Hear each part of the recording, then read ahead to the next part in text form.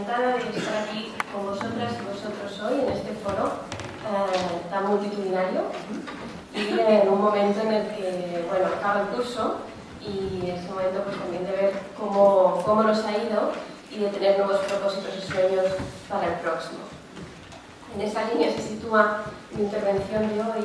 Voy a hablar de la investigación en ciencias del aprendizaje, qué evidencias nos está aportando esta investigación sobre cómo los niños y las niñas aprenden mejor y cómo esas evidencias se han traducido en ciertas actuaciones educativas de éxito que se basan en los últimos resultados de la investigación sobre cómo las niñas y niños aprenden y se desarrollan mejor.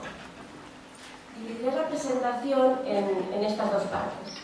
En primer lugar, hablaré de lo que se ha conocido como el giro dialógico de las ciencias del aprendizaje. Y después me centraré en ir presentando en concreto evidencias de esta investigación en ciencias del aprendizaje y las actuaciones educativas de éxito que se basan en esas evidencias y los resultados que están produciendo en aprendizaje ya en muchas escuelas de infantil, primaria y secundaria en nuestro contexto y a nivel internacional.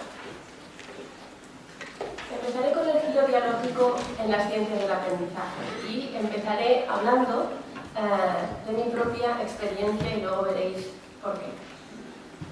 Yo estudié magisterio en la Universidad de Barcelona, eso fue a finales de los 90, y después de hacer magisterio, que es una profesión que siempre me había apasionado desde pequeña, tenía la sensación de que me quedaban muchas preguntas sin resolver, ¿no? Muchas cuestiones sin resolver, así que decidí continuar estudiando y en ese momento lo que me recomendaron fue hacer la licenciatura en psicopedagogía.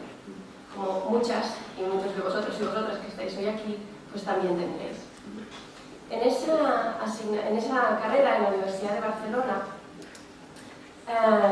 bueno, como sabéis, teníamos muchas asignaturas sobre el aprendizaje de las diferentes áreas curriculares y los procesos psicológicos implicados en esos aprendizajes. En las diferentes asignaturas que tuve, procesos psicológicos del aprendizaje de la lengua, del aprendizaje de las ciencias, en todas se empezaba con una teoría. Era la teoría del aprendizaje verbal significativo de David Ausubel y en concreto se partía del siguiente principio. Página 235 de este libro de Ausubel que firma con Novak y Canesian. Dice, si tuviese que reducir toda la psicología educativa a un solo principio, enunciaría este. De todos los factores que impiden el aprendizaje, el más importante consiste en lo que el alumno ya sabe. Averígüese esto y enséñese consecuentemente. En función de este principio se nos decía que la clave para conseguir máximos resultados en matemáticas, en ciencias, en lengua, era esta idea. Teníamos que adaptar los currículums a los niveles previos de partida para así fomentar más desarrollo cognitivo en esas áreas. Así que yo acabé la licenciatura en psicopedagogía conociéndome muy bien toda la teoría del aprendizaje verbal significativo de Ausubel. Sin embargo, cuando acabé, en lugar de tener más respuestas, tenía todavía más preguntas y tuve la suerte en ese momento de conocer a mis compañeros y compañeras del Centro de Investigación CREA y en concreto a Ramón Flecha, quien me animó profundamente a encontrar esas respuestas no en España, sino fuera de aquí y creamos el sueño conjuntamente de ir a hacer el doctorado a la primera universidad del mundo en psicología de la educación. Esa universidad es la Universidad de Wisconsin-Madison, como se ha comentado anteriormente, que es donde he realizado mi doble doctorado y bueno, fui premiada con una beca Fulbright del Ministerio y del Gobierno de Estados Unidos para cursar estos estudios aquí. En la primera clase que hice en el Departamento de Psicología de la Educación, con el que era entonces el jefe de departamento y uno de mis codirectores de tesis, tuve un seminario que se llama Teorías del Desarrollo Humano. Y es un seminario muy famoso en esta universidad y de hecho participan en él estudiantes que no son de la Facultad de Educación y de Psicología, sino de otras áreas, porque tiene una fama muy grande. El funcionamiento de este seminario, a diferencia de las universidades españolas, es que te lees los artículos científicos en casa y los trabajas, ¿no? En casa, en la biblioteca, y cuando vas a clase tienes que ir con ese artículo trabajado y plantear cuestiones para el debate, siempre hablando no de opiniones, sino de lo que está escrito por parte del autor que se está leyendo. Bien, el artículo que leíamos para el primer día de clase era un artículo de la Harvard Educational Review, la revista de ciencias de la educación de Harvard, en el que, del autor Karen Egan, quizás os suena, en el que este autor planteaba cómo ha habido teorías psicológicas que, a pesar de tener graves errores en el diseño de la investigación y en las propias lógicas de los principios que las subyacen, han tenido muchísima influencia en el desarrollo curricular a nivel mundial. En ese artículo, entre otras teorías, se hablaba de la teoría del aprendizaje verbal significativo de Ausubel. En concreto, el autor, después de plantear los diferentes errores que hay detrás de todos los estudios que sustentan esa teoría, llega a esta conclusión, y es que la falta de demostraciones empíricas claras de su beneficio para la educación debería al final conducir hacia su disolución. Y va aportando los diferentes argumentos que le conducen a hacer esta afirmación. A quien le interese leer este artículo os lo puedo enviar por correo electrónico. Os podéis imaginar que cuando yo leí esto sentí una profunda decepción intelectual y ética. Me había pasado 6 años de mi vida creyéndome que el autor de referencia para ayudar a los niños y a las niñas a salir del fracaso y de la exclusión era David Ausubel, y mientras tanto a nivel internacional ya se sabía que su teoría tenía graves errores metodológicos detrás. Yo no solo me leí este artículo, sino que antes del seminario aproveché para leerme todo lo que había en la Universidad de Ausubel y que no había llegado nunca a España. Y eso eran pues muchos otros artículos y diferentes libros. Me fui con todo ese material fotocopiado al seminario y evidentemente lo primero que hice al llegar a clase fue dirigirme a mi profesor y explicarle lo que había supuesto para mí esa experiencia. Le dije, bueno, es que el autor del que aquí se habla y esta teoría de la que se demuestran estos graves errores ha sido la base teórica fundamental de toda la reforma del sistema educativo de mi país. Esto fue lo que contestó. Pues aquí este autor no se lee y no se usa. Quizás es que era el amigo de ese que hizo la reforma en tu país. Así empezó el seminario en Teoría del Desarrollo Humano con los mejores estudiantes seleccionados del mundo que participan en esta clase. Y hablábamos de cómo puede ser que haya políticas educativas basadas en teorías que han demostrado ya no tener reconocimiento a nivel internacional. A quien le interese, ya os comento porque ahora no vamos a entrar a cada una de las razones, pero el autor del artículo va analizando uno por uno los diferentes argumentos que le conducen a esa afirmación. Entre estos 4, y a quien le interese os lo puedo enviar. Me di cuenta también, al leer muchas otras cosas que aquí nunca habían llegado, una de las razones por las cuales David Ausubel no era un autor y no ha sido un autor de referencia en Estados Unidos. Desde luego alguien que en su teoría hace afirmaciones de corte racista no puede ser la base de ninguna práctica educativa que supere el fracaso escolar de los niños y niñas de diferentes entornos y clases sociales. En este otro libro, Ausubel afirma: muchos padres negros poseen escasa escolaridad y por consiguiente son incapaces de apreciar su valor. En otra página, debe concederse desde el principio que el niño culturalmente marginado manifiesta de manera característica poca motivación intrínseca por aprender. Y a nivel de la universidad afirma que no hay que concentrarse en la promoción social, sino que lo que hay que hacer con los estudiantes de entornos desfavorecidos es enseñarles el dominio de destrezas intelectuales básicas, antes de recurrir a la práctica omnipresente de la promoción social que produce estudiantes graduados preuniversitarios funcionalmente ignorantes. Bien, las consecuencias que hemos vivido en España como resultado de aplicar estas teorías al desarrollo curricular y a la adaptación de los currículums a diferentes entornos y perfiles de estudiantes ya las conocemos y lo demuestran los datos estadísticos a nivel internacional. Esto no nos habría pasado si hubiésemos estado en contacto, si las personas que estuvieron detrás de esas teorías hubiesen estado en contacto con la comunidad científica internacional en ciencias del aprendizaje. Esa comunidad científica nos informa que se han producido unos cambios sustanciales en la forma como se entiende el aprendizaje desde los años 60 hasta la actualidad.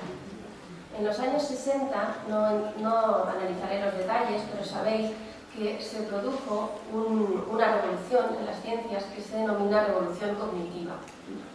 y que fue una reacción lógica a otra corriente que había sido el conductismo. El conductismo intentaba explicar el aprendizaje como un conjunto de estímulos que si eran de diferente tipo, creaban diferentes respuestas y conductas en las y los estudiantes. Y el conductismo no apelaba nunca a la mente. La mente para el conductismo era una caja negra, todo es conducta observable. La revolución cognitiva, en el caso de la psicología, fue decir, bueno, tampoco es así, porque algo que es inherentemente humano, que es la mente, y las características, tiene un papel en la explicación del aprendizaje. Ahí es donde se encuentran personas como Chomsky, que revolucionó la lingüística con la teoría de la gramática universal, y en psicología de la educación y de la instrucción, el padre de la revolución cognitiva fue Jerome Bruner, que está todavía en activo en la Universidad de Nueva York con 96 años. Bien, pues esa nueva concepción de aprendizaje pasó, nos informó de muchísimas cosas, ¿no? ¿Qué pasa en las mentes de los niños y de las niñas cuando se les plantea un problema escolar? Y nos ayudó mucho a entender, ¿no?, esos procesos cognitivos implicados en la enseñanza y en el aprendizaje.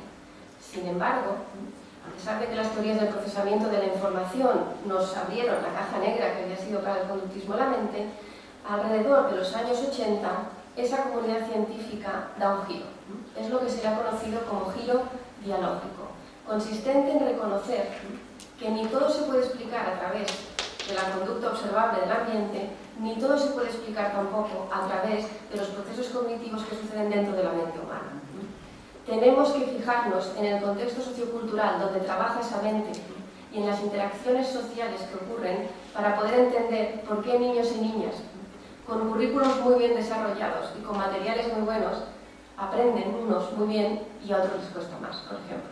Si no atendemos a esos factores socioculturales, a los valores, a los códigos lingüísticos, al tipo de comunicación que se produce en el entorno en el que aprenden esos niños y esas niñas, no vamos a llegar a desarrollar actuaciones que realmente conduzcan al éxito de todos y de todas.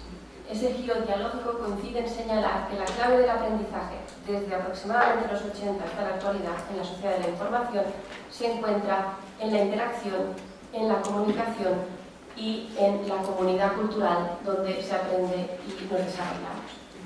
El padre del giro dialógico es Vygotsky y la teoría sociocultural que también conocéis. Aquí os pongo algunas de estas teorías derivadas de la teoría sociocultural de Vygotsky que están en la base del giro dialógico de las ciencias del aprendizaje actuales. Incluso Jerome Bruner, que como os comentaba había sido el padre de la revolución cognitiva en psicología de la instrucción, él mismo reconoce en un libro que se publica en los 90, traducido al castellano como La educación, puerta de la cultura, que la psicología es una ciencia sin futuro si no se dedica al estudio de la intersubjetividad, al estudio de lo que pasa a nivel de la interacción social y de los contextos culturales de los niños y de las niñas. En esa teoría, además, Bruner elabora especialmente la importancia de la narración y del lenguaje y de los relatos en el desarrollo cognitivo. O sea que el padre de la revolución cognitiva en psicología, él mismo reconoció mundialmente, y así lo publicó en este libro y en otros artículos, que él cambiaba su teoría para que fuera útil para la mejora de la educación.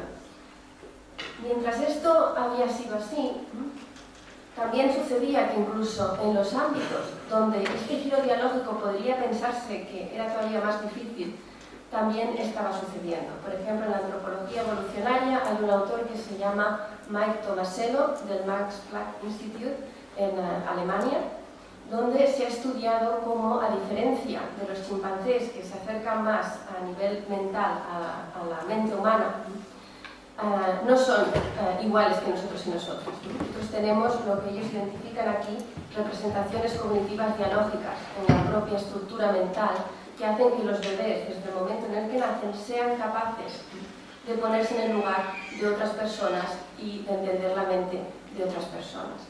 Mientras el giro dialógico estaba sucediendo a nivel internacional, incluso en áreas como la antropología evolucionaria, en los años 80, en España, nos estábamos centrándonos en que la clave del aprendizaje se encontraba en la identificación de los conocimientos previos, que la teoría de referencia aquí era la concepción constructivista del aprendizaje verbal significativo de Ausubel, Y el Brunner, del que a mí se me habló entre el 2000 y el 2002 en la Universidad de Barcelona, era el Brunner de las teorías del procesamiento humano de la información, cuando el propio Brunner ya había, en pasados años, que había reconocido que cambiaba su teoría.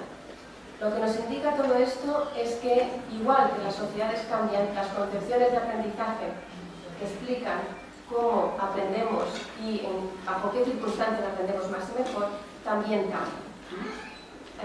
Nos tenemos que pasar de fundamentarnos en concepciones del aprendizaje de la sociedad industrial a concepciones del aprendizaje de la sociedad de la información. Este cuadro plantea, ¿no?, a nivel general ese paso y cómo actualmente nos encontramos en la cuarta columna, que tiene diferencias sustanciales que recoge algunas de las aportaciones anteriores, pero que las enmarca en un contexto en el que se prioriza la comunicación, la interacción y la implicación de toda la comunidad en los procesos educativos de los niños y de las niñas. La corriente científica que está dándonos más aportaciones y desvelando más secretos sobre el aprendizaje de los niños y de las niñas es una corriente denominada ciencias del aprendizaje, que empezó en Estados Unidos a finales de los 70 y que se ha introducido en Europa desde hace aproximadamente, no llegará a una década. Esta corriente es interdisciplinar, une a investigadores e investigadoras de psicología cognitiva, de lingüística, de antropología, de sociología, de la neurociencia, todos juntos y juntas para entender desde diferentes aportaciones y perspectivas cómo las personas aprendemos y cómo podemos diseñar entornos de aprendizaje que se basen en esas explicaciones científicas de cómo estamos aprendiendo más y mejor. Esa corriente se denomina ciencias del aprendizaje y es importante que lo conozcáis como sería la comunidad científica de referencia para entender y mejorar el aprendizaje de todos los niños y de todas las niñas. En España se ha introducido hace muy poco, es muy reciente esta línea, y en la universidad donde yo trabajo, en la Universidad Internacional de Cataluña, hemos organizado un seminario internacional sobre este tema y es la primera vez que se hace en España, donde han participado las figuras, los autores y las autoras que están realizando las contribuciones más importantes a nivel mundial. Son los padres y las madres, que somos intelectuales de esta nueva corriente. Entre ellos y entre ellas se encontraba, por ejemplo, Courtney Camden, profesora emérita de Harvard, que es la persona, la teórica, que ha desarrollado toda la línea de análisis del discurso en el aula. Anne Edwards, de la Universidad de Oxford, que es una de las personas de referencia actuales en el sector de la teoría sociocultural vygotsquiana, o Linda Herbert, de la Universidad de Cambridge. El acuerdo internacional en ciencias del aprendizaje es el siguiente, no porque yo lo esté explicando aquí ahora, sino que nosotros siempre decimos ir a las revistas científicas de impacto, a donde publica la comunidad científica internacional, y algunas de estos lugares donde publica la comunidad científica son estas revistas que veis en la diapositiva. El Journal of the Learning Sciences, que es la revista científica más importante de esta corriente denominada Ciencias del Aprendizaje. También hay una revista europea que es con el título Learning and Instruction, Aprendizaje e Instrucción, o el Journal of Educational Psychology, donde podéis encontrar los últimos resultados en las investigaciones sobre enseñanza y aprendizaje. Lo que veréis en todos esos artículos es que las palabras clave, los temas claves de los que hablan son interacción, comunicación, diálogo, cultura y comunidad. Esos son los elementos fundamentales de los que depende la enseñanza y el aprendizaje en las actuales sociedades. Cualquier escuela del mundo, cualquier instituto del mundo que quiera mejorar los resultados de sus estudiantes tiene que basarse en el aprendizaje. Como os comentaba, esta nueva corriente de las ciencias del aprendizaje tiene por objetivo elaborar estas comprensiones científicas sobre el aprendizaje humano. Pero no es una ciencia que se quede a ese nivel, sino que esas comprensiones que elaboran de cómo se aprende las transfieren, las traducen en ideas concretas para el profesorado y para la comunidad educativa en general de cómo llevar esas evidencias científicas a las aulas, a las bibliotecas, a otros espacios de aprendizaje, a los museos, a tanto la educación formal como a la educación no formal. Es un campo de investigación aplicado y ese es el tipo de investigación que más relevancia tiene actualmente a nivel mundial. La primera evidencia que encontramos en las ciencias del aprendizaje es que la clave del aprendizaje en la actualidad se encuentra en la interacción dialógica. Como os decía, el padre del giro dialógico en ciencias del aprendizaje es Lev Vygotsky.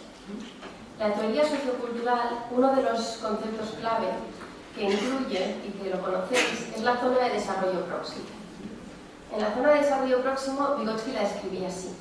Es la distancia entre el nivel de desarrollo real, que está determinado por la capacidad de resolver independientemente un problema, y el nivel de desarrollo potencial, determinado a través de la resolución de un problema bajo la guía de un adulto o en colaboración con otro compañero más capaz. Vygotsky entendía que el aprendizaje parte de la interacción social. No es una cosa que esté dentro nuestra, sino que emerge en los procesos interactivos. Pero Vygotsky aportó algo más, y de esto no es de lo que más se ha hablado en nuestro contexto. Vygotsky hablaba especialmente de las herramientas, tanto culturales como simbólicas y materiales, que hacen posible pasar de lo intersubjetivo, de lo que hacemos en interacción con otras personas, al plano individual o intrasubjetivo. Entre esas diferentes herramientas de las que disponemos las personas, hay una que está por encima de las demás en cuanto a capacidad de producir esta internalización de lo que se construye colectivamente. Esa herramienta es el lenguaje. Si habéis leído, por ejemplo, Vygotsky no solo tiene el libro de desarrollo de los procesos psicológicos superiores, sino que su segundo libro por excelencia es Pensamiento y lenguaje. Esa es la tesis central de pensamiento y lenguaje. El lenguaje es la herramienta simbólica por excelencia de la que disponemos las personas para hacer propio lo que se ha compartido en el plano social. El lenguaje es la vía hacia el desarrollo de los procesos psicológicos superiores porque nos permite crear conocimiento conjuntamente y internalizar el plano intersubjetivo. Otros investigadores e investigadoras han profundizado en esas ideas de Vygotsky. Por ejemplo, Barbara Rogov explica con muchos estudios entre padres e hijos de diferentes comunidades culturales cómo el lenguaje permite compartir el foco de atención sobre las actividades que se llevan a cabo. Brunner habla cómo el lenguaje hace posible comprender la mente de otras personas diferentes a nosotros y a nosotras. O Habermas explica desde la filosofía y la sociología cómo el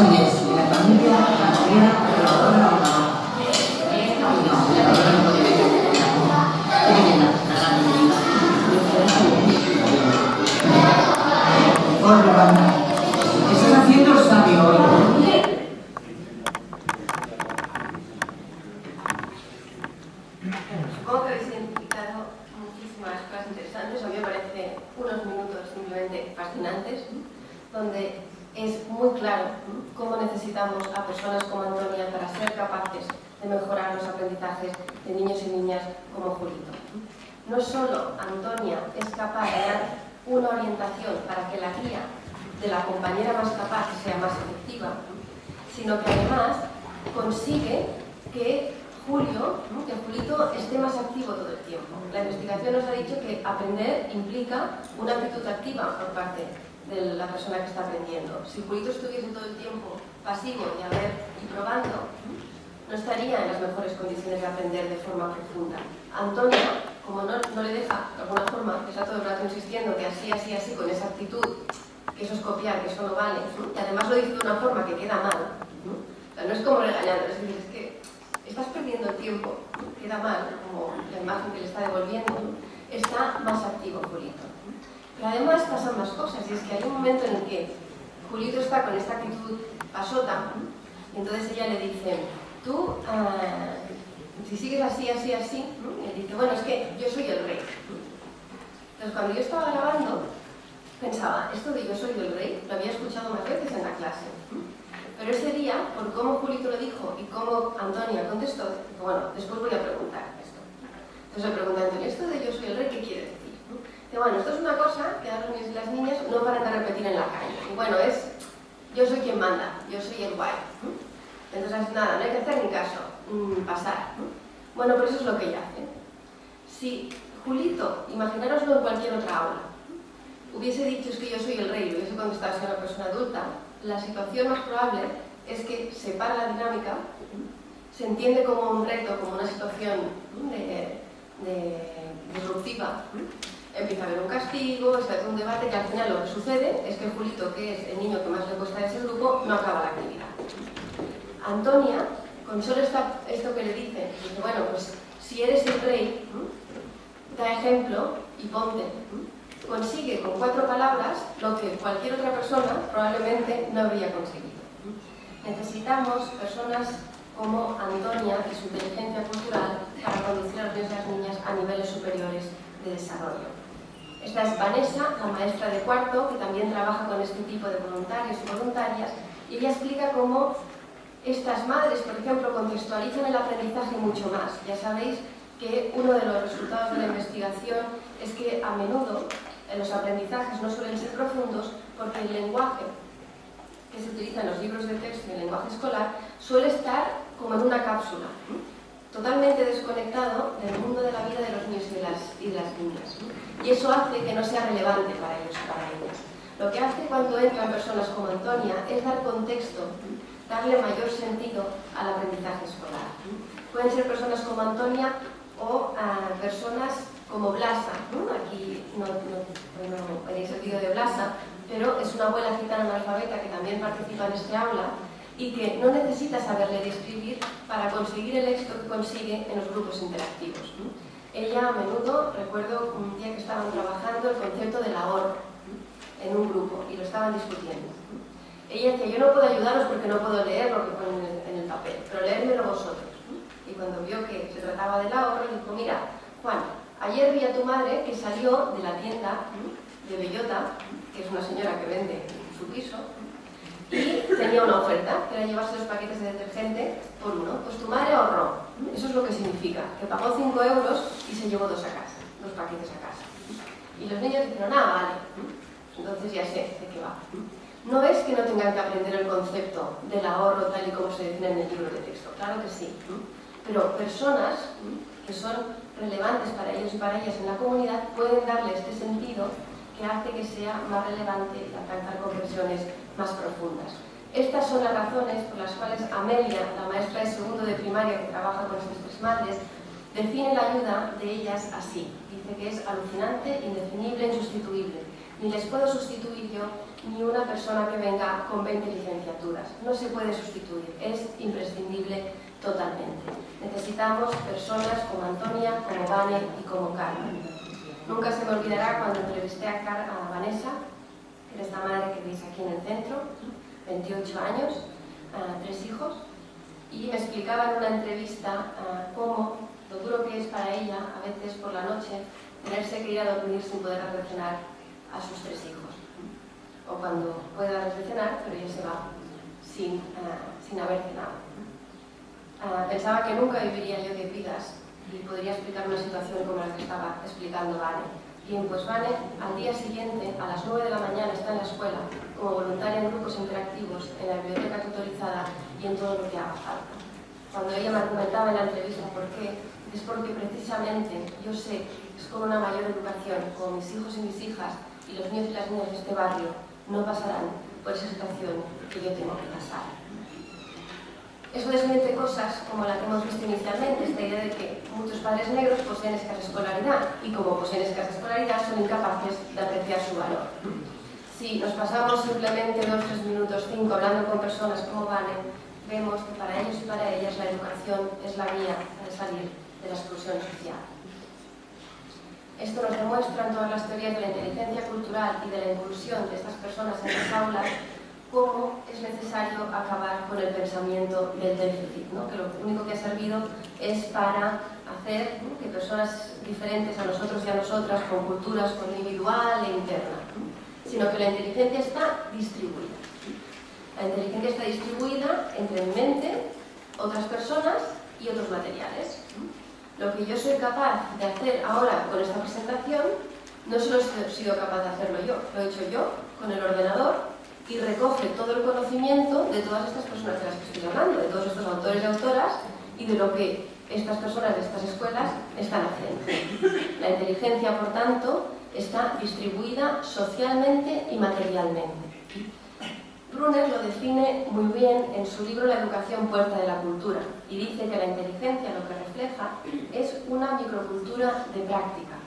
Libros, programas informáticos, bases de datos, etc., pero también la red de amigas y amigos, colegas, mentores en los que nos apoyamos para obtener feedback, ayuda, consejo o incluso solo por compañía. Lo explica bien a través de los ejemplos sobre los premios Nobel. Dice una persona que llega a ganar un premio Nobel no es porque nació con un coeficiente intelectual que salía de la media.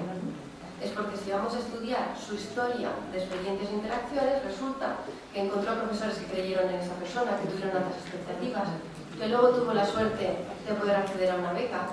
Con esa beca se fue a una universidad que trabajó con el científico más brillante, con células madre, que disponían de unos aparatos que eran los últimos para tal descubrimiento sobre ese tema. Y toda esa suma de cosas, tanto materiales como sociales, le llevan a ese descubrimiento. Lo que Brunner explica en la educación puerta de la cultura lo explica muy bien Rita Levi Montalcini, que es precisamente premio Nobel de Medicina y que murió hace pocos meses con 102 años. Rita Levi descubrió algunas cuestiones claves sobre la plasticidad cerebral y en este libro, que se llama El elogio de la imperfección y que os lo recomiendo muchísimo para leer, por ejemplo, en el verano, que es su propia biografía, ella explica lo que Brunner llama inteligencia distribuida. Precisamente da las gracias como a lo largo de su vida se ha beneficiado de los conocimientos de muchas personas y de otros apoyos que ha recibido de sus propios colegas y que todo eso conjuntamente le llevó a hacer el descubrimiento que le dio el premio Nobel. Si sabemos que la inteligencia está distribuida, tenemos que diseñar entornos de aprendizaje que se aprovechen de esta distribución social y material de la inteligencia. Si grupos interactivos es un entorno de aprendizaje de éxitos, porque también se basa en estas teorías. En un grupo interactivo, la inteligencia está distribuida entre todos los estudiantes que componen el grupo. He dicho antes que el grupo tiene que ser heterogéneo.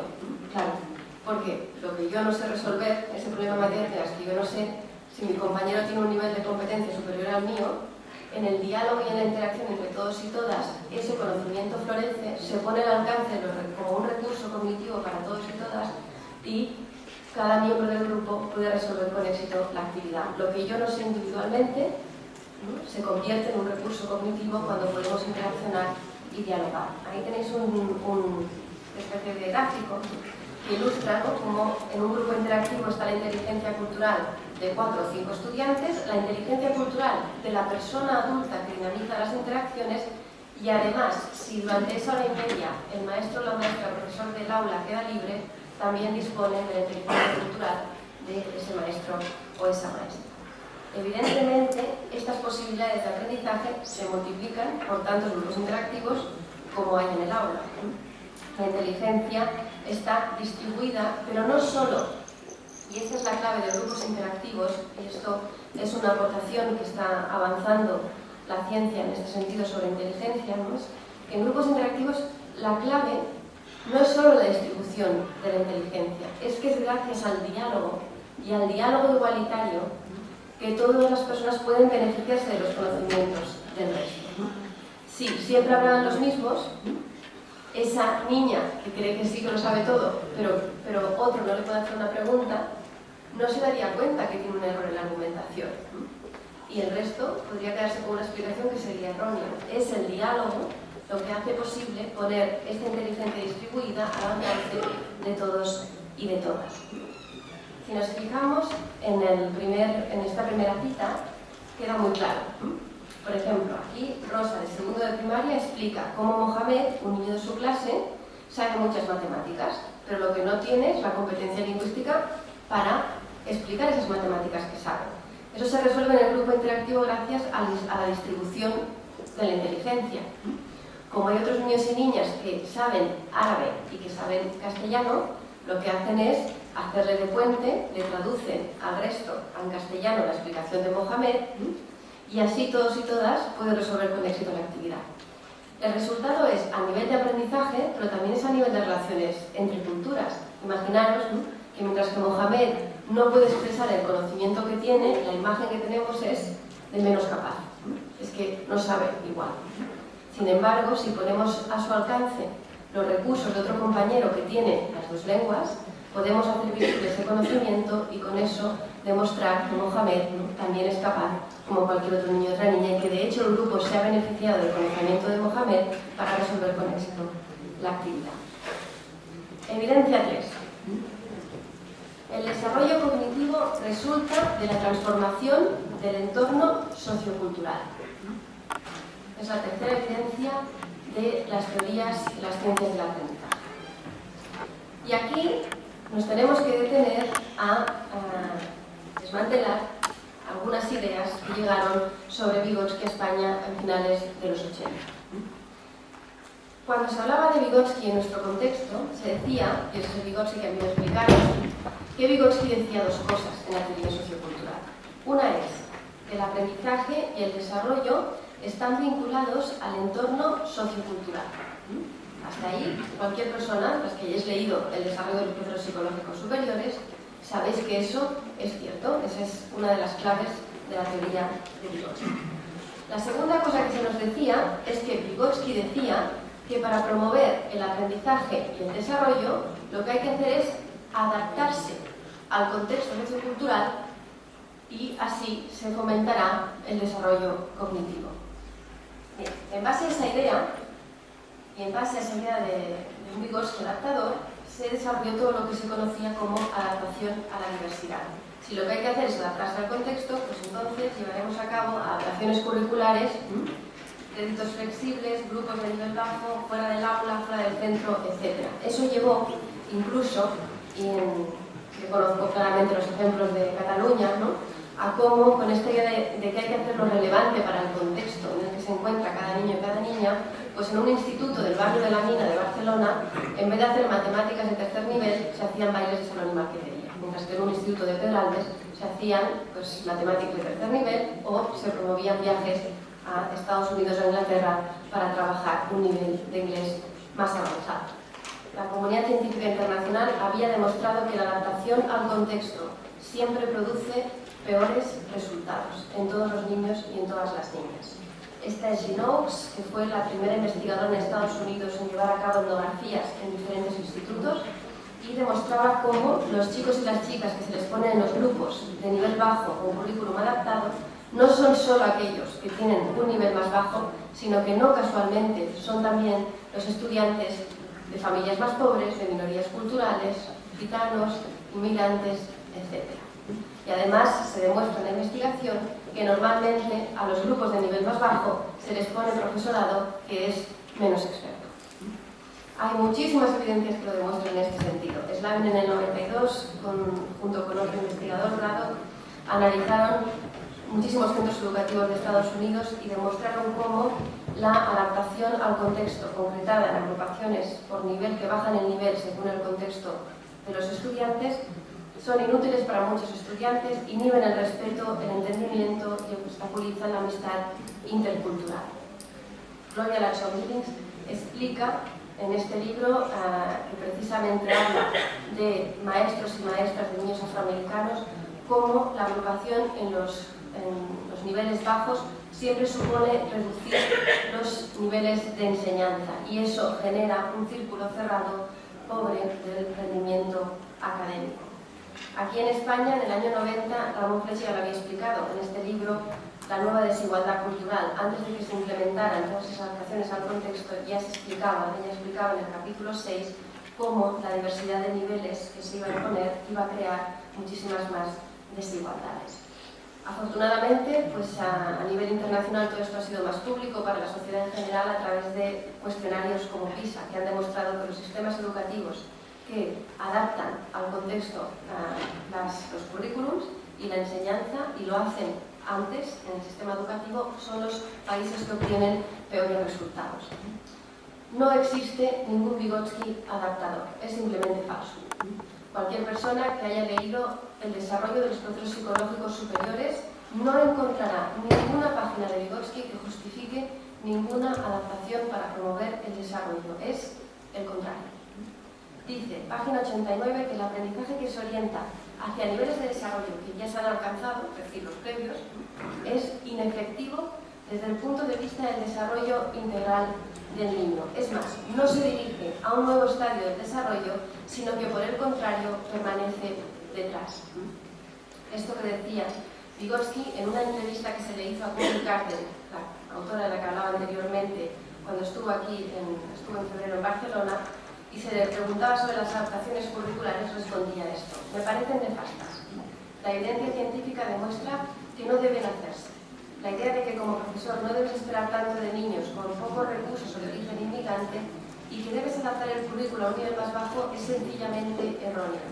Tiene que ver con un problema del pensamiento del déficit por parte del profesor. El problema no es del currículo ni de los niños, sino de los maestros que enseñan. Yo diría aquí, en nuestro caso, es, como hemos visto inicialmente también, de teorías, ¿no?, que nos hicieron creer a los maestros y a las maestras, ¿no?, y a los psicopedagogos y psicopedagogas, que era así, ¿no?, con esa adaptación del currículum, como se alcanzaría a niveles más altos. Vygotsky, en la página 89, dice, continúa, que el único buen aprendizaje es aquel que se avanza al desarrollo. No es aquel que va a cuestas del desarrollo, sino que es aquel que se avanza, porque la enseñanza tiene que ir siempre en primer lugar. Tenemos que enseñar a los niños y a las niñas cosas que no han alcanzado por sí solos en su nivel de desarrollo. Esto tiene claras implicaciones instruccionales a nivel de aula. Una persona que programa a nivel de aula desde un punto de vista vygotskiano y en base a la teoría sociocultural, siempre programa hacia los niveles de desarrollo potencial. No quiere decir que olvidemos los niveles previos de los niños y de las niñas, pero los tenemos que conocer simplemente para saber qué intervenciones tenemos que llevar a cabo para conducirlos a los niveles de desarrollo potencial. No para decir, ahora sé el nivel de desarrollo previo y en función de eso hago currículos que se adapten a esas diferencias previas, sino es decir, tengo esas diferencias previas, ¿qué tengo que hacer en mi intervención para conseguir que desde toda esa diversidad todos alcancen los mismos resultados y alcancen su nivel de desarrollo potencial? En ese sentido, la orientación de Ausberg y la orientación de Vygotsky es la contraria a nivel de programación de aula. Lo que tenemos que hacer es recuperar al Vygotsky real, al Vygotsky de desarrollo de procesos psicológicos superiores y de pensamiento y lenguaje, y corregir esa segunda afirmación. La idea es que el aprendizaje y el desarrollo sí están relacionados con el contexto sociocultural y que si queremos promover el aprendizaje y el desarrollo tenemos que intervenir en el contexto sociocultural y transformarlo. ¿Qué implica esto? Transformar el contexto sociocultural se puede hacer implementando las evidencias de la investigación en ciencias del aprendizaje e implementando actuaciones educativas basadas en esas evidencias. Cuando implementamos actuaciones educativas de éxito, de rendimiento de todos los niños y de todas las niñas. Esto supone superar un error también existente y muy grave en muchas estadísticas internacionales. Ya sabéis que en estadísticas como el PISA, yo estudié en Wisconsin con el que es el asesor, uno de los asesores del cuestionario a nivel estadístico, ¿no? Pero ese cuestionario tiene algunas preguntas que son una confusión con las evidencias de autores como Vygotsky o Arrano. Ese cuestionario pregunta cosas como ¿cuál es el nivel educativo de las familias? O ¿cuántos libros tienes en casa? Y se correlaciona el número de libros que tienes en casa o el nivel educativo de las familias para explicar el mayor o menor rendimiento de los niños y de las niñas. Pero supone confundir el nivel educativo con lo que habían dicho estas teorías que estamos viendo hasta el momento, que es que la clave es el tipo de interacción que se produce entre los niños y las niñas y sus familias, no el nivel educativo de sus familias. Si en esa interacción está enriquecida, se dan ciertos componentes culturales y comunicativos, esa interacción va a conducir a mayores niveles de aprendizaje a esos niños y a esas niñas. Es por esa razón que no tenemos que esperar a que en un barrio progre de Albacete, como el del vídeo que habéis visto, donde son vecinas Carmen, Vane y Antonia, ¿no? No hay que esperar a que ellas vayan a la universidad ahora y se saquen un título universitario, sino eso significaría que tenemos que esperar cuántas generaciones a que salgan de la pobreza para superar el fracaso escolar. Eso ya se está haciendo a nivel internacional. Una de las formas como superarlo es a través de la formación de familiares. No dirigida a que saquen un título universitario, sino un tipo de formación que responde a sus necesidades y que va a generar interacciones con sus hijos y sus hijas que van a favorecer el aprendizaje del discurso escolar. Las evidencias a nivel de desarrollo de la formación de familiares las encontramos en diferentes teorías. Una es la teoría ecológica del desarrollo de Uri Bronfenbrenner, que algunos y algunas ya conoceréis. Él decía que si queremos potenciar el desarrollo de un niño o de una niña o de cualquier persona, tenemos que tener en cuenta todos los sistemas donde ese niño o esa niña se mueve o quizás no está participando directamente, pero personas que son importantes en su vida participan en sus sistemas y por lo tanto, si queremos generar alguna transformación en el desarrollo, tenemos también que intervenir en esos sistemas y con esas personas. La formación de familiares responde a estas premisas también de la teoría ecológica del desarrollo de Bronfenbrenner. En este caso tenéis la imagen de Fátima y de un grupo de madres que se están alfabetizando y una de esas madres es la madre de Fátima. ¿Qué haríamos, no? Madre de Fátima, inmigrante que ha llegado desde Marruecos, que no conoce ni el castellano ni el catalán, en el caso de Cataluña, y que no acabó además la escuela primaria. Tendremos que esperar cuántas generaciones a que tenga un título universitario para que Fátima tenga éxito en la escuela. No es necesario. Lo podemos solucionar a través de la formación de familiares. En la escuela de Fátima, como ella explica, con sus propias palabras, lo que dice Bronfenbrenner en su libro, se están haciendo formación de familiares para todas las madres y padres desde el año 2003.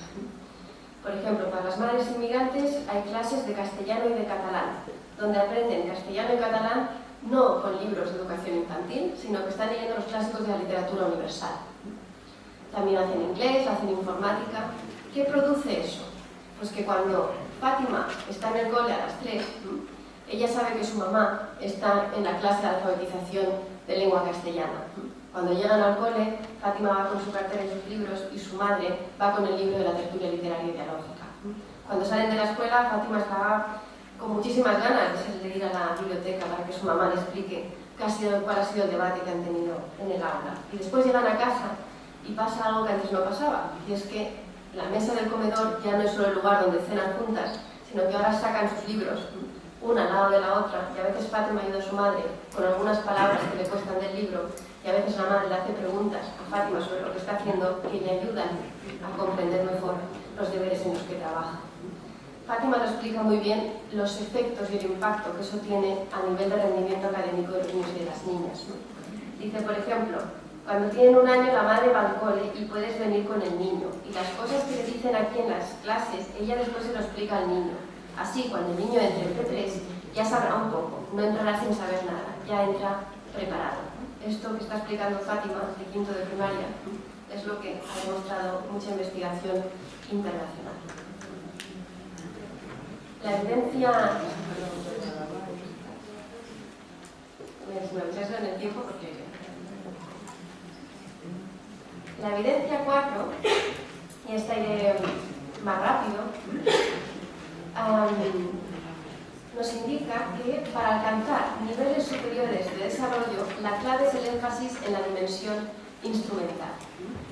Esto me lo salto. Y lo que sí que me gustaría enfatizar con esta idea es que el aprendizaje de alto nivel requiere reto cognitivo y requiere esfuerzo. Esta idea de que los aprendizajes, pues bueno, que los niños y las niñas cuando son pequeños y pequeñas, lo importante es que se desarrollen emocionalmente en la escuela, está muy bien, claro que sí, ¿no?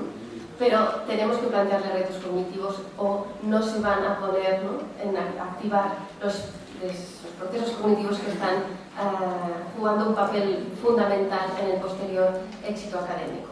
Eso significa que en vez de ponerles a leer libros infantiles, pues como se está haciendo ya en muchas escuelas, el reto cognitivo se plantea, por ejemplo, a través de las tertulias literarias y dialógicas, que es otra actuación educativa de éxito. Los niños y las niñas están leyendo los clásicos de la literatura universal, como por ejemplo la Odisea de Homero o la Eneida o Romeo y Julieta este año.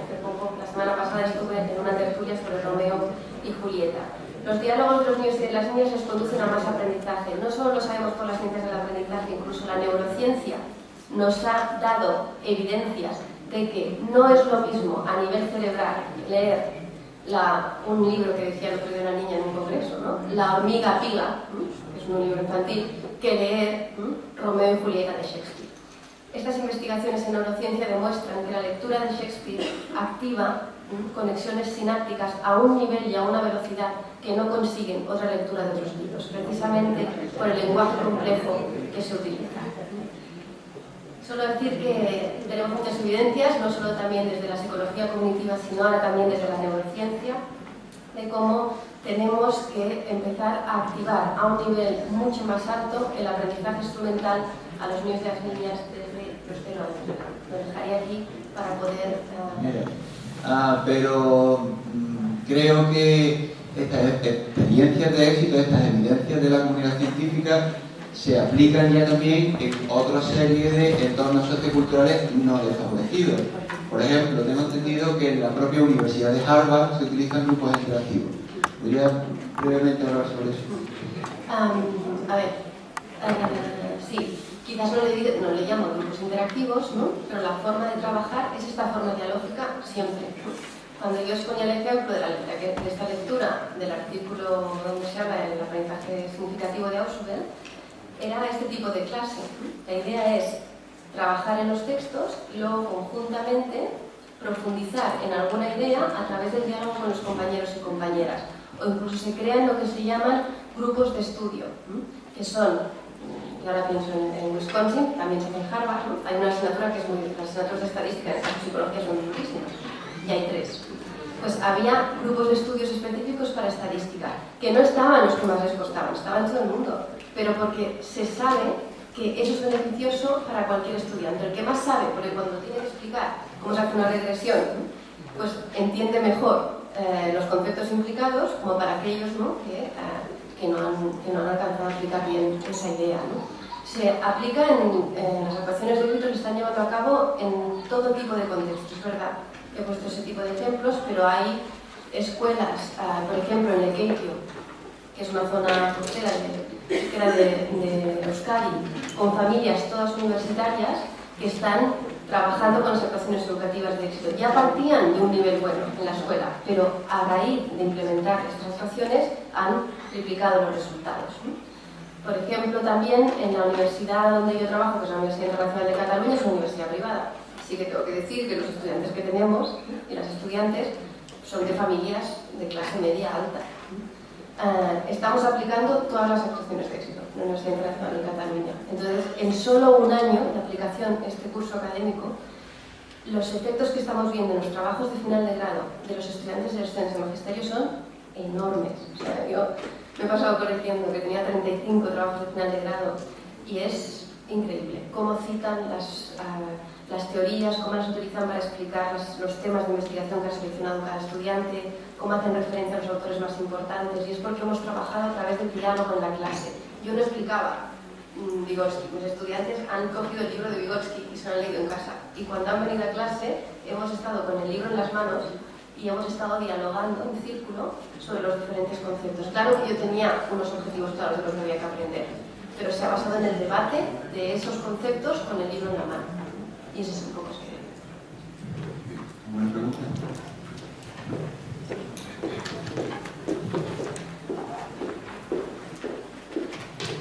Hola, buenos días. Yo soy Patricia y bueno, el año que viene mi centro va a entrar en comunidad de aprendizaje. Y quería preguntarte si todavía se está explicando toda esa disciplina de la concepción de Vygotsky a Schubert, la antigua, ¿no? El apócrifo que decía, y en las facultades se sigue explicando a Schubert, Vygotsky, en esa perspectiva, ¿cómo cambiar eso? Porque claro, al hacer de ir a un profesorado y tal, que tiene esa formación. Y luego, otra pregunta sería, ¿qué formación nueva necesita el profesorado para hacer los grupos interactivos y llevar a cabo todas estas prácticas de éxito que estás comentando? Y si necesitan una formación específica. Muchas gracias por la pregunta, es muy interesante, gracias. A ver, dos cosas. ¿Cambios en la formación del profesorado? Sí, muchos. Por ejemplo, en la universidad donde yo trabajo, yo no explico la teoría del aprendizaje verbal significativo de autor, porque tengo todas las evidencias para saber que no es una teoría de referencia internacional y porque no está basando actuaciones de éxito. Entonces, en mis clases, yo hago lo que no hice yo, ¿no? Yo hago lo que yo hice en Wisconsin, primero, una de las mejores universidades del mundo. Entonces, es un poco lo que he comentado antes, ¿no? Se lee Brunner, se lee Vygotsky, se lee Gordon Wells, se leen los autores de la inteligencia distribuida, leemos todo eso y leen en inglés también, ¿no?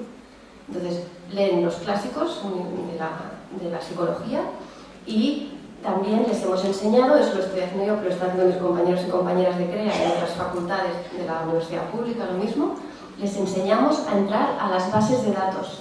¿Eso qué es? Es entrar a lo que serían los foros de la comunidad científica y tú puedes consultar las revistas de impacto que os he comentado, puedes buscar quién está publicando. Entonces, les estamos enseñando los primeros días de clase, nada más que llegan a la universidad, vamos y les enseñamos cómo acceder a esas revistas. Y ahí pueden poner los nombres de los autores, de forma que dicen, vaya, este autor se está hablando mucho en nuestro contexto, será famoso. Yo les digo, no me preguntes a mí, ir a las revistas y poner el nombre. Entonces ponen el nombre y se dan cuenta que no tiene ninguna publicación a nivel internacional, que no ha publicado en ninguna revista de impacto en ciencias del aprendizaje o en psicología. Entonces, esa es una de las vías más importantes que estamos trabajando. ¿Qué pasa? Que hay muchos catedráticos que no quieren trabajar así. ¿Por qué? Porque luego ponen sus nombres en las revistas de impacto y no salen. Entonces, el cambio cuesta por la estructura feudal, ¿no? Que es como le explica Ramón Flecha de la Universidad Española.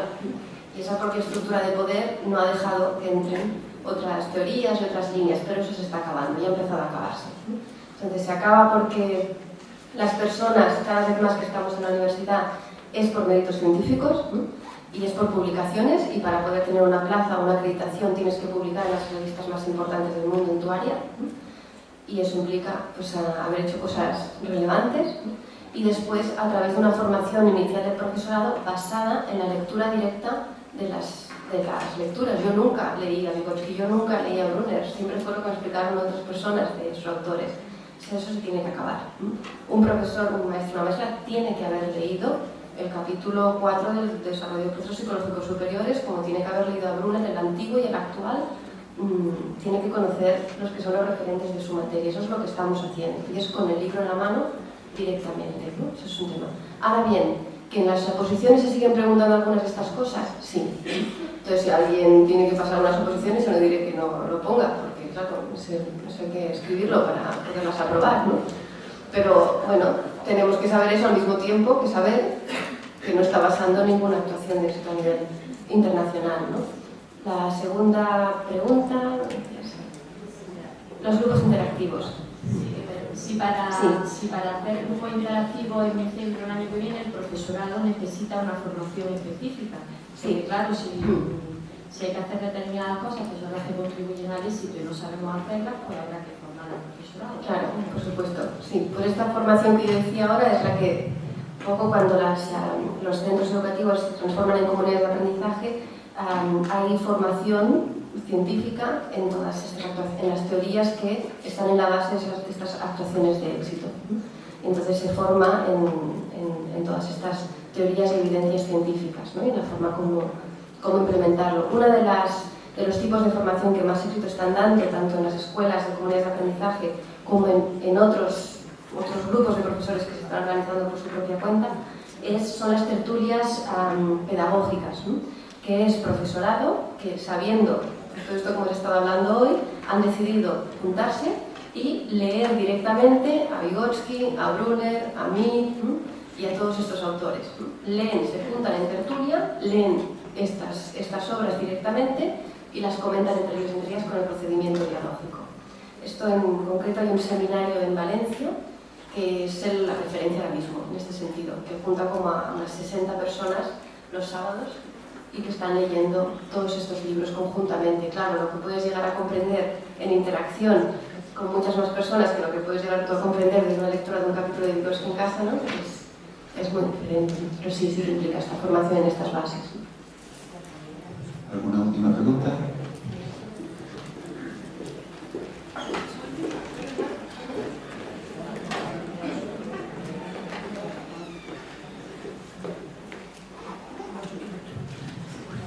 Hola, buenas tardes. Yo quería preguntar, creo que sabes que somos orientadores, los que estamos escuchando, no profes, maestros, es una gran diferencia.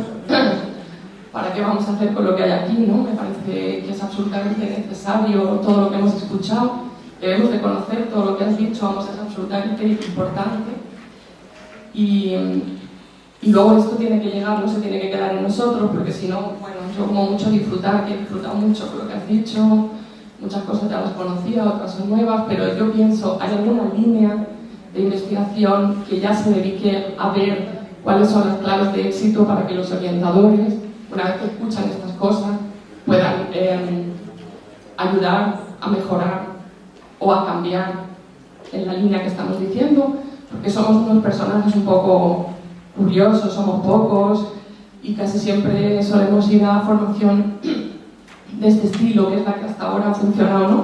Yo escucho, me voy muy enriquecida, no diálogo desde luego y después me voy a mi centro, a mis centros y casi siempre tengo pocos recursos para saber cómo hacer que esto llegue a donde tiene que llegar. No es que no tenga ninguna, ¿no? Pero supongo que tiene que haber líneas de investigación o se deberían de abrir pensando también en nosotros, en cuáles son las claves de éxito que haría que nosotros de verdad pudiéramos ayudar desde nuestra parte, que no es dar clase directamente, que no es, pero que es muy importante también. Gracias. A ver, yo creo que sois personas fundamentales para que se produzca este cambio, para pasar del trabajo basado en ocurrencias al trabajo basado en evidencias, ¿no? Sois vosotros y vosotras como formadores, o personas que asesoran al profesorado, que tenéis que conocer que esto está sucediendo a nivel internacional, que hace décadas que se ha producido este cambio y que no puede haber ningún asesoramiento eficaz que no tenga en cuenta esto. Entonces, si vamos a las escuelas y se siguen haciendo agrupaciones por nivel, pues que se siguen haciendo, pues los asesores y asesoras tienen que saber que las evidencias científicas es que no hay ninguna escuela en el mundo que haga agrupaciones por nivel haya mejorado el fracaso escolar. Entonces, si no se sabe eso... diferentes claves ya científicas o deberíamos de conocerlas, porque una vez que yo lo conozco, no es lo mismo decirle a alguien, mira, esto no funciona, yo te puedo decir que lo lea, no es lo mismo eso Que hacer todo lo que sería una investigación en la misma línea, de ver cuáles serían las mejores maneras de que nosotros, no solo comentándoselo al vídeo o a un profe que hay allí que le gusta lo que yo digo, o a unos papás, sino que seguro que ya es el momento de ver cómo sacarnos el mayor rendimiento, quiero decir. Ya se está haciendo, ya se está haciendo, porque yo creo que es muy fácil, o sea, vosotros sois los primeros que tenéis que saber qué es lo que dice la comunidad científica. Sí, y todo el asesoramiento que planteéis a los centros, sí. Formación, tipos de formación, en qué se tiene que basar la formación, que se base en lo que la comunidad científica está diciendo que es de éxito, tanto a nivel de intervenciones educativas como a nivel de teorías y de concepciones del aprendizaje. Pero que no hay ninguna línea abierta, quiero decir, que se diga, pues igual que ya sabemos que todo esto funciona, sabemos que con los orientadores de esta forma, a través de esta otra, ahora mismo... En ese sentido, a ver, sí que sabemos que contra más trabajéis en diálogo con las propias escuelas y con las familias, la misma línea, claro. Sí, mejor es la respuesta, ¿no? O sea, más respondéis a las propias necesidades de las propias escuelas, eso sí, y ya se trabaja de esa forma más comunitaria y ideológica en muchas escuelas, pero yo creo que una clave esencial para que, y que tiene que ver con vuestro papel y es vuestro margen de maniobra a diferencia de otros agentes educativos, es seleccionar un tipo de formación y de formadores que vengan a formar al profesorado que formen parte de la comunidad científica internacional. Entonces, no porque el tema, yo recuerdo haber estado en sesiones con formadores y escuchar cosas muy graves, como decirte, no, nosotros invitamos a formar a personas para que el profesorado no se duerma, gente que es divertida, que es chistosa, ¿no? Bueno, pues entonces depende de lo que prioricemos que la formación sea divertida o priorizamos superar el fracaso escolar, y nos da igual que el divertido esté publicando o no en las revistas de impacto, eso es muy grave. Entonces, yo creo que vosotros y vosotras tenéis ese compromiso con la ciencia, ¿no? Es asegurar que la formación a profesorado está en la línea de los últimos resultados de la comunidad científica, y eso os implica a vosotros y a vosotras leer estas revistas, ¿no? También.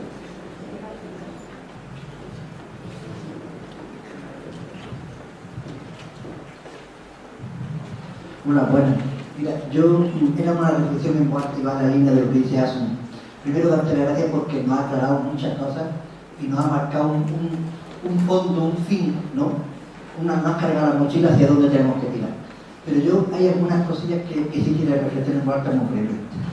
En España, lamentablemente, el fracaso escolar no es por la teoría de la actividad significativa de Ausubel, no se ha aplicado en Andalucía, en salvo casos claro. Es que ni siquiera en nuestro profesorado en la práctica ha llegado a eso, ¿no? Ni siquiera, eso sería para nosotros un avance no de estacionamiento, sino de paso a, ¿no? Pero la verdad que la claridad hacia donde tenemos que estar claros, pero yo cuando estoy con mis colegios tengo dos que aclarar. En principio, 3 puntos para mí son esenciales en mi asesoramiento. Primero, el qué enseñar. ¿Qué le hago para el qué enseñar? Y ahí, yo hoy por hoy, que lo que enseñe sea significativo para el alumno, ¿no? Segundo, el cómo enseñar. Y en el cómo enseñar sí es verdad que lo que nos ha planteado hoy es genial, ¿no? Yo sabía algunas cosillas, pero he aprendido un montón más, y tomando otra vez en el hecho de estudiar, ¿no? Porque el cómo enseñar sí es verdad que no podemos ser mediocres y tenemos que tener tendencia a cómo enseñar eso. Y era en cómo asesorar. Pues mira, asesoramos a gente que ni siquiera nos han pedido que lo asesoremos. Que nos cuesta mucho trabajo sentarlo, a ver si nos escuchan, o en el asesoramiento formal en una estructura, ¿no? En un equipo docente, o tomando un café, que para eso también tenemos los gastos mínimos de representación que nos da para que paguemos los cafés por la Pero yo tengo que tener claro que cada profesor tiene una zona de desarrollo próximo y cada institución tiene una zona de desarrollo próximo. Con lo cual, mis referentes, que se me han aclarado muy mucho, están ahí.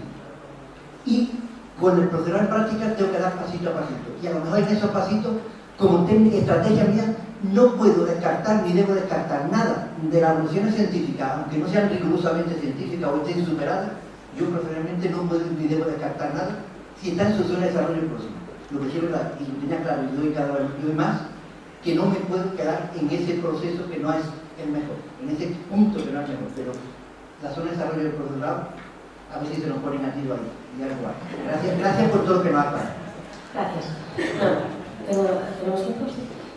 A ver, dos cosas. Yo sí que me siento que debo afirmar, ¿no?, que sí, que la teoría del aprendizaje significativo, el constructivismo español, que no es el constructivismo internacional, y esto, por favor, que quede muy claro, ¿no? O sea, que sí que había un constructivismo internacional, que es la idea de que el aprendizaje se construye, no, los estudiantes existentes no son pasivos o pasivas, ¿no?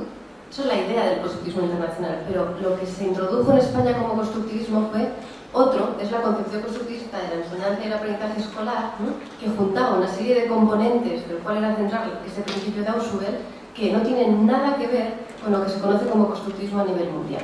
Cualquier persona de aquí, si luego vais a cualquier revista de estas y ponéis los nombres de aquellas personas que estaban detrás de ese constructivismo español, no salen en esas revistas. Y ese constructivismo español no se referencia, ¿no? Yo en Wisconsin no leí nada de esa gente de aquí, ¿no? O sea, lo que leí de constructivismo fue muy poco, porque ha sido superado por las concepciones dialógicas. Todo lo que leí era sobre aprendizaje, interacción y diálogo, ¿no? Y lo poco que leí de constructivismo no tiene nada que ver a lo que se había hablado aquí. Lo de aquí es otra cosa, ¿no? Y esa otra cosa, que no tiene citas internacionales, ha generado mucho fracaso, y eso hay que reconocerlo.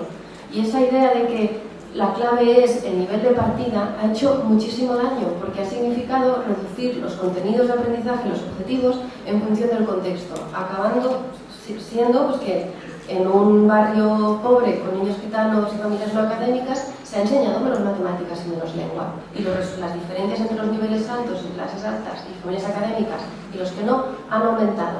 Y no lo digo yo, ¿no? Repito, vayamos a PISA, a TIMSS, a PIRLS y y a las investigaciones internacionales que nos demuestran los datos que tenemos. Ahora, por fin, comenzamos a mejorar. Y empezamos a mejorar porque empezamos a hacer cosas con base científica. Es así. Entonces, lo de la zona de desarrollo cruzado, sí, pero creo que no... O sea, es decir, si tú sabes el medicamento que cura un cáncer, tienes que aplicarlo. No vale con decir, sabemos que tenemos la cura a este cáncer y voy a aplicar otra cosa porque todavía pues, pienso que tiene que pasar por otro proceso. ¿No? Si tú tienes la fórmula, ¿no? si sabemos que las tertulias, los grupos interactivos, producen ahora mismo, es lo que mejores resultados produce en el aprendizaje instrumental de las matemáticas y la lengua, porque es lo que sabemos que es así, no podemos hacer otra cosa que sea menos. Yo creo que es nuestra responsabilidad profesional, ética y científica de aplicar aquello que la ciencia nos ha dicho que es lo que mejores resultados da. Y quizás de aquí a 3 días venimos alguien de nosotros y no hablaremos de grupos interactivos, quizás hablamos de otra organización de aula, pero es nuestra obligación científica. No diremos, bueno, es que claro, hace un año que hablamos de tal, no podemos hablar de otra cosa. No, claro que sí, claro que tenemos que hablar de otra cosa. Cuando tengamos evidencias de que otra forma de organizar el aula, que es mejor que los grupos interactivos, debemos hablar de esa otra forma y lo hablaremos de otra forma.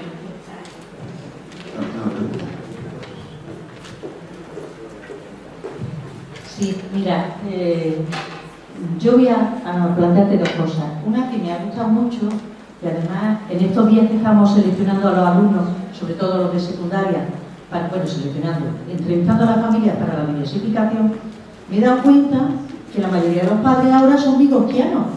No quieren que sus niños vayan a la diversificación. Me voy contenta, porque ahora además culpan de todos los profesores y dicen, ¿ha tenido usted 4 años para mi hijo, no ha aprendido nada? Y ahora, ¿por qué lo meta en diversificación para aprender? Que no quiero DICU, la diversificación famosa.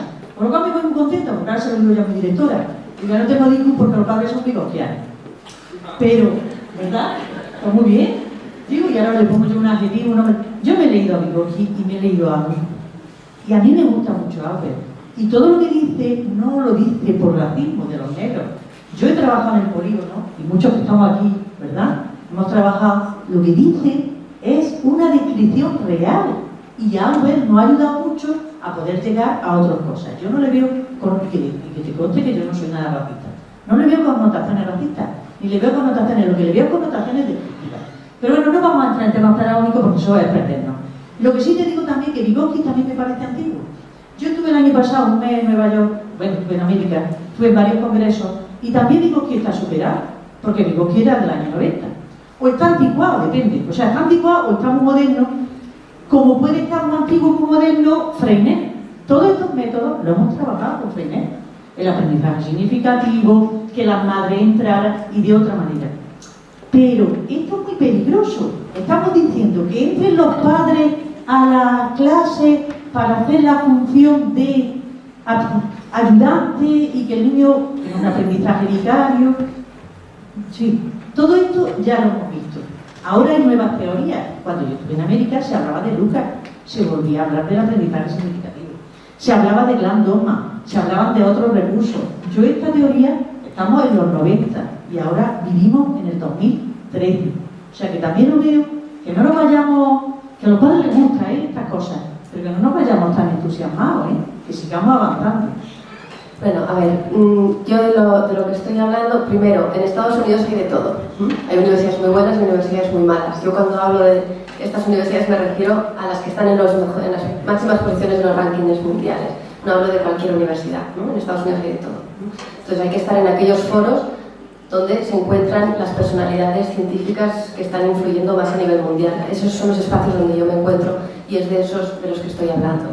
Entonces, Vygotsky copiado, no, evidentemente que no, es de los años 30, ¿no? Pues que yo no hablo de eso. Lo que sí que es verdad es que los autores y autoras que en la actualidad están elaborando teorías que son la base de intervenciones educativas que están llevando más eso a nivel mundial, parten de las premisas fundamentales de la teoría vygotskiana. No es... He realizado durante este curso 2 formaciones con el grupo CREA, también con la participación de Sandra, que ha sido una maravilla. Y deciros que 10 centros de la provincia de Granada han apostado por el cambio. Basta con conocer algo así como para decir, no me conformo, si sé cómo curar el cáncer, voy a hacerlo. 10 centros lo han hecho. 10 centros, a partir del curso que viene y después de haber recibido esta formación, van a empezar con tertulias biológicas en sus centros, ya lo estamos organizando. Ya están haciendo grupos interactivos, ahora después va a venir uno de los centros que ya han empezado y os va a demostrar, lo están viviendo, el cambio tan tremendo que se está produciendo. Y bueno, como orientadores y orientadores sí quería comentaroslo, si alguno de vuestros centros donde estéis quiere apostar por esto, desde el CES de Granada y desde la Administración, que lo están promoviendo, como sabéis, con la convocatoria anual que están haciendo para constituirse en comunidades de aprendizaje, aquí estamos para fomentar eso. Aquí tenéis todo nuestro apoyo. Gracias.